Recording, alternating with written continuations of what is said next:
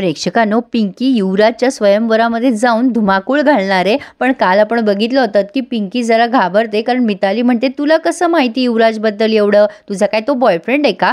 पिंकी म्हणते अहो असं काय करता मिताली ताई, ते युवराज धोंडे पाटील आहेत ना, आमदाराचे मुलगा आहेत, सगळ्या गावातल्या लोकांना त्यांच्याबद्दल सगळं माहिती आहे, तुम्ही कोणालाही विचारा हवं तर.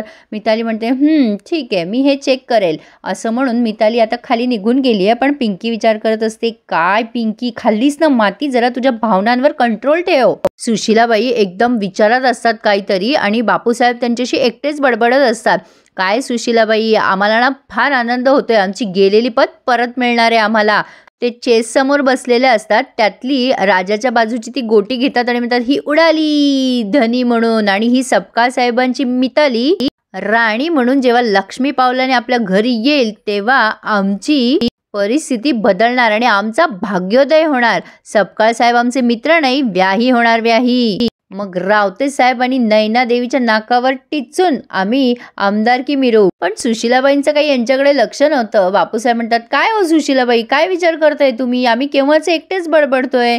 काय हो, तुम्हाला युवराज मितालीची सोयरीक पसंत नाहीये का? सुशीलाबाई म्हणतात नाही नाही अहो तसं काही नाहीये, पण मला चिंता मनाला सतावतीये.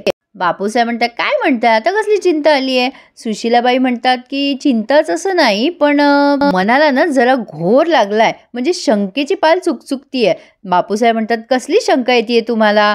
सुशीलाबाई म्हणतात हे बघा साहेब, वेळेवरच सावध व्हायला हवं, मागच्या वेळेला जशा चुका केल्या ना तशा पुन्हा पुन्हा व्हायला नको. बापूसाहेब म्हणतात कुठल्या चुका, स्पष्ट बोला की. सुशीलाबाई म्हणतात त्या माधूचं बोलणं ऐकायला पाहिजे होतं आपण. बापूसाहेब म्हणतात तेवढाच उद्योग राहिलाय का आम्हाला? सुशीलाबाई म्हणतात तसं नाही हो साहेब, तो काय म्हणतो नेहमी पिंकीबाय असं करत असतो. बापूसाहेब म्हणतात तो म्हातारा भ्रमिष्ट झालाय. सुशीलाबाई म्हणते ठीक आहे, तो झाला असेल भ्रमिष्ट, मला काही त्याच्याशी देणं घेणं नाहीये, पण युवराजचं काय? आपला युवराज पण सारखा कारभरीन आली असंच बोलत राहतो ना. अहो तिचा नुसता इशे जरी काढला ना तरी त्याच्या चेहऱ्यावरचे भाव बघा, त्याला असं वाटतं कुठून तरी ही पोरगी उगवल, आणि मला पण भीती वाटती ही पोरगी येईल कुठून तरी आपल्या समोर येऊन उभी राहील. बापूसाहेब नुसतं नाव घेतल्यावर घाबरायला लागतात. ओ सुशीलाबाई काय बोलताय तुम्ही, असं होतं कामा नये. मागच्या वेळेला अशीच ती परत आली ना, आमच्या तोंडचा घास घेऊन गेली. सुशीलाबाई म्हणतात पाहिलं ना साहेब, आता नुसतं तिचं नाव जरी काढलं तरी तुमची पायाखालची जमीन सरकली आहे, तुमच्या तर चेहऱ्यावरचा रंग उडालाय. बापूसाहेब म्हणतात नाही नाही, येड लागलाय का तुम्हाला? कोण पिंकी, आम्ही स्वतःच तिला उडवलंय, खोल दरीत उडवलं होतं आम्ही, ठिकऱ्या झाल्या असतील तिच्या. आता सुशीलाबाई म्हणतात आधी तर तुम्ही तिच्यावर गोळ्या झाडल्या होत्या, पण ती पुन्हा आलीच ना परत. दरवेळेला सापासारखी काट टाकते, नव्या जोमाने येते ती. सापाला सुद्धा 100 वर्ष आयुष्य आहे म्हणतात, आणि ती सुद्धा तशीच परत आली तर? बापूसाहेब म्हणतात नाही ती परत येता कामा नये. सुशीलाबाई म्हणतात काळजी करू नका, ती परत जरी आली असेल ना तर त्या नागिनीला बिळाच्या बाहेर कसं काढायचं ना ते तुम्ही माझ्यावर सोडा. तुम्ही तुमच्या परीने डाव खेळा, मी माझ्या परीने डाव खेळते. ती कुठल्या बी बिळात लपून बसलेली असो, पण मी अशी पोंगी वाजवल ना की नागिनीसारखी डोलत बाहेर येईल ती, आणि एकदा का ती बाहेर आली की मग तुम्ही माझ्यावर सोडा सगळं. पण आता इकडे पिंकी साफसफाई करताना युवराजच्या स्वयंवराची बातमी पेपरमध्ये वाचते, आणि ते ऐकून तर तिला धक्काच बसतो. ती बातमी पूर्ण वाचते पिंकी, त्यामध्ये लिहिलेलं असतं की इच्छुक उमेदवारांनी अर्ज करावेत सरकार वाड्यावर. पण आता पिंकीला हे वाचून खूप धक्का बसलाय आणि वाईटही वाटतंय. मिताली वरून बघते आणि म्हणते काय ग, काय झालं, व्हॉट हॅपन? पिंकी म्हणते काही नाही. मिताली खाली येते आणि म्हणते तो पेपर लपवू नकोस, मी ती स्वयंवराची बातमी वाचली आहे. त्या बातमीत सगळं लिहिलेलं असतं प्रेक्षकांनो की इच्छुक उमेदवारांनी अर्ज करावे, तुम्हाला स्थळ दिवस माहिती ईमेलद्वारे कळवली जाईल, तुम्ही फक्त अर्ज करा इच्छुक उमेदवारांनी. आता ही मिताली म्हणते कसले लोक आहेत बघितलं ना, तो युवराज तर स्वतःला समजतो काय, त्याचं नाव युवराज येतं, तो काय युवराज झाला का? अरे 2023 मध्ये राहतो आपण, ही कुठल्या जमान्यातली लोक आहेत? पिंकीला युवराजला नाव ठेवल्यावर आवडत नसतं, पण ती मितालीची साथ देते. ती म्हणते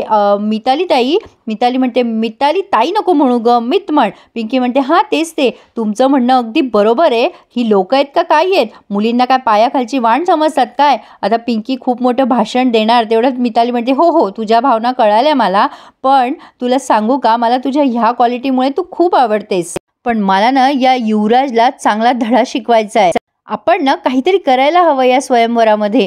पिंकी म्हणते ओ मिताली ताई, मेरा दिल तो गार्डन हो गया, तुम्हाला मी आवडते ना?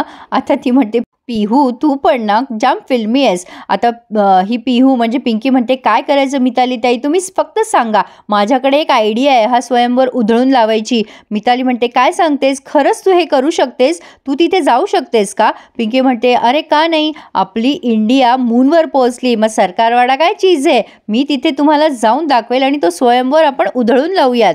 पिंकीला खरं तर हेच हवं असतं, पण पिंकी म्हणते एक प्रॉब्लेम आहे, माझ्याकडे चांगली कापडं नाही आहेत मीत. तर आता ही म्हणते, अरे त्याचं टेन्शन तू सोड, मी तुला अशी तयार करेल ना की ती लोक तुला सिलेक्ट करणारच, त्यांच्याकडे पर्यायच राहणार नाही तुला सिलेक्ट केल्याशिवाय. तुला मी खूप सुंदर बनवेल. आपण ना त्या युवराजला चांगला धडा शिकूयात. खरं तर पिंकीला राग येत असतो या मितालीचा की ती युवराजबद्दल वाईट साईड बोलत असते. पिंकीची तीच इच्छा आहे की स्वयंवर झाला नाही पाहिजे, म्हणून ती आता एक उखाणा घेते, आपलं विमान तिथे करणार लँड आणि स्वयंवराचा वाजूयात दोघी मिळून बँड. आणि या दोघींचं ठरलंय आणि त्याप्रमाणे आता डायरेक्ट या मितालीने पिंकीला छान सजवलंय, मस्तपैकी तिला तयार करून दिलेत. आणि आता हे सजवताना त्यांनी पिंकी या गाण्याचं टायटल सॉन्ग प्ले केलंय प्रेक्षकांनो, आणि पिंकी छान तयार झाली आहे आणि छान दिसतीये ती. तर आता इथे आपण बघतोय पिंकी खूप सुंदर दिसत असते, म्हणून आता ती मिताली म्हणते, तू खूप गॉर्जस दिसतीये. पिंकी म्हणते, काय, अहो जॉर्जेटचं नाही आहे हे. ती म्हणते, अगं वेडे, जॉर्जेट नाही, तू गॉर्जस दिसतीयेस, खूप सुंदर दिसतीयेस. त्यावर तिला पिहू म्हणजे आपली पिंकी म्हणते, थँक्यू हं. आणि प्रेक्षकांनो, मला असं वाटतंय कदाचित जुनी पिंकी परत येणार आहे, म्हणजे माझा एक अंदाज आहे हां प्रेक्षकांनो, म्हणजे असं कन्फर्म नाही माहिती मला. मिताली म्हणते, पिहू तू खरंच तिथे जाऊन सगळ्यांची बँड वाजवणार आहेस, ते तुला सिलेक्ट करणार म्हणजे करणारच बघ. आता या दोघींचं ठरलंय, पण आता इकडे या उपसरपंचाचा बँड वाजलाय, तो काही बॉक्सेस शोधतो आणि त्यामध्ये एक बॉक्स त्याला औषधाचा सापडतो. तो त्या पप्यावर ओरडतो, ए पप्या, हा बॉक्स उचल, आमदार साहेब आले ना तर आपली बँड वाजवतील ते. तुला सांगितलं होतं ना मी, हे पुरावे काढ इथून. पप्या म्हणतो, अहो कशाला इथे ऑफिसमध्ये कोणी येईल. उपसरपंच म्हणतो, तू कशाला काय, अरे वेड्या, ती पिंकी परत आली तर तुला माहित नाही, डेंजर बाई येते आणि तो युवराज सारखा गिरट्या घालत असतो. तू आधी उचल हा बॉक्स, आपण संपलोच म्हणून समज, हा बॉक्स हाती लागला तर. अरे तोंड काय बघतोय माझं, लपव हे पटकन कुठेतरी. आता त्या पप्याने म्हणजे त्याच्या हाताखालचा माणूस येतो, तर त्याने पटकन तो बॉक्स लपवलाय. आता पुन्हा तो शोधाशोध करतोय की काही प्रूफ नको मागे सुटायला, आणि त्याला पुन्हा एक फाईल सापडते आणि तो पुन्हा पप्यावर ओरडतो, पप्या, अरे काय चाललंय इथे. तो म्हणतो, आता काय झालं साहेब. तो म्हणतो, अरे तू काय मला पोहोचवायला निघालाय का, ही फाईल काय करते इथे. पप्या म्हणतो, काही झोल आहे का साहेब याच्यात. उपसरपंच म्हणतो, ही फाईल सापडली ना तर माझं उपसरपंच पद गेलं. पप्या म्हणतो, तुम्ही कशाला टेन्शन घेताय, ड्रावरमध्ये कोण जाणार आहे फाईल बघायला.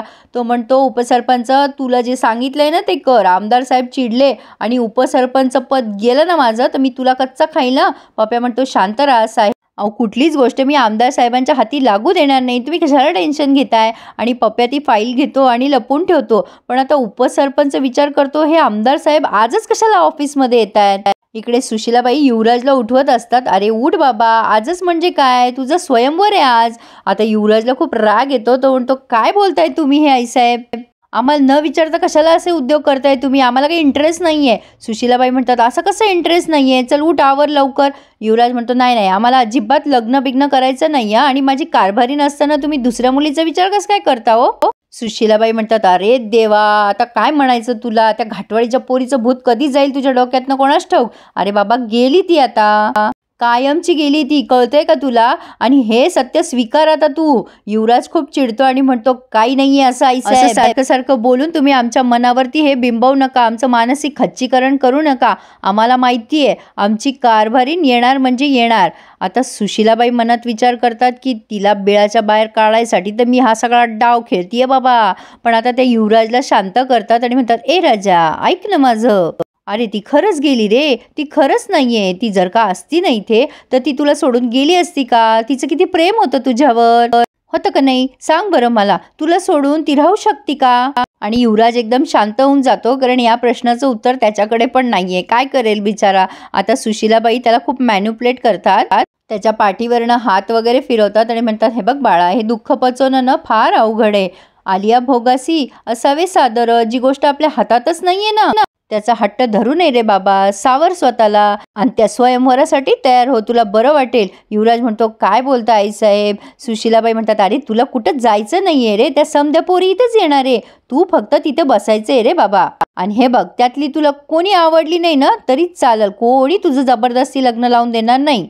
ते इमोशनली ब्लॅकमेल करतात युवराजला. एका आईची इच्छा आहे रे, तू सुखानं संसार करावा एवढंच वाटतं रे माझ्या मनाला, एवढी पण इच्छा पूर्ण करणार नाही का रे तुझ्या आईची. आता युवराज म्हणतो आईसाहेब आम्ही फक्त तिथे बसून राहू, आम्ही कोणाशीच लग्न बिग्न करणार नाही असं म्हणून तो आवरायला गेलाय. सुशीलाबाई रडायला लागतात आणि म्हणतात अरे तुझ्या आईचं काळीज आहे रे, तुझ्या आईची इच्छा पूर्ण करणार नाहीस का तू, का सगळ्यांसमोर तिला तोंडघशी पाडणार आहेस. युवराज म्हणतो आईसाहेब आम्ही असं कसं करू, बरं ठीक आहे तुमच्या इच्छेखातर आम्ही फक्त तिथे बसून राहू, पण आम्हाला फक्त तुमच्यासाठी आम्हाला काही इंटरेस्ट नाही आहे लक्षात ठेवा. आईसाहेब आता युवराज आवरायला जातोय. सुशीलाबाई मनात विचार करतात मला तरी कुठे तुझं लग्न लावून द्यायचंय, तुझ्यासाठी पोरगी तर मी आधीच पसंत करून ठेवली आहे, पण यांना आगिनीला बिळाच्या बाहेर काढायचंय ना, म्हणून हा सगळा प्लॅन चालू आहे प्रेक्षकांनो. पण आता पुढे आपण बघतोय या सुशीलाबाईंनी जय्यत तयारी केली आहे स्वयंवराची आणि पिंकीबाई तिथे जाऊन पोहोचतात आणि म्हणतात सासूबाई स्वयंवर कशासाठी, इथे तर स्वयंवधू हाजीर आहे. आणि सगळेच जण तिच्याकडे वळून बघतात, पण प्रेक्षकांनो तिला कोणी ओळखणार नाही असं मला वाटतं, कारण तिचा चेहरा बदललाय ना. पण सगळेच जण मान वळवून तिच्याकडे बघताय, कारण तिची बोलायची स्टाईल एकदम पिंकी सारखी आहे. सुशीलाबाईंनी बघितलं नाही, पण न बघताच त्या खूप घाबरल्यात. आता पुढे पिंकी सरकारवाड्यावर येऊन काय धुमाकूळ घालते हे बघणं इंटरेस्टिंग ठरणार आहे. तुम्हाला तो रिव्ह्यू बघायचा असेल तर पटकन आपल्या चॅनलला सबस्क्राईब करा. So please subscribe my channel and enjoy my all reviews. धन्यवाद.